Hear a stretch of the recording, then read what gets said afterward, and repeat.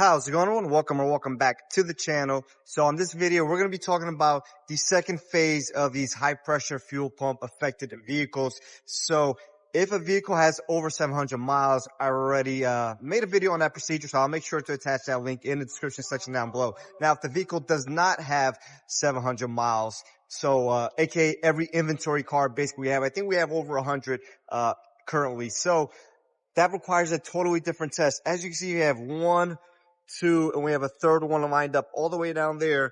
And we actually left these vehicles in the shop running overnight. As you can see, we have some hoses attached to it, and we have our exhaust system running. This one fell off just recently. I'm going to hook that one back up. So we have to let these vehicles idle between 10 and 13 hours in order to go into the inspection mode of the recall, which is, essentially taking our sniffer and putting it on the high pressure pump. So if it does not do that, we cannot have a code, and we cannot, basically pass this recall in the view of Honda. So we have to have a special code after it runs between 10 and 13 hours. Now, vehicles, like I said, have been running here overnight, and essentially it's been more than 12 hours, and we still have 5 hours left on all 3 of these vehicles. I just finished checking this out.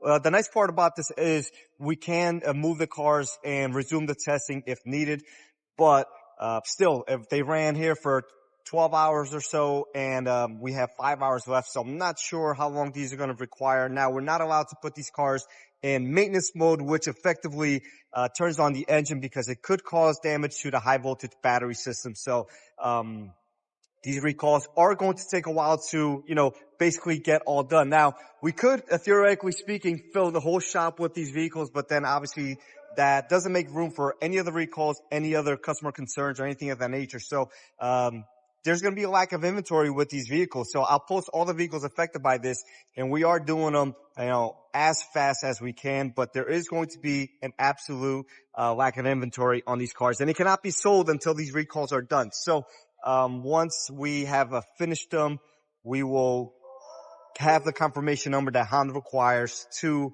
do the second part of the inspection. If we find a failed component along the lines, then on top of that, we're going to have to order a high pressure pump and replace them. Now, Honda says there's less than 0.25% of these vehicles affected that will actually need a pump.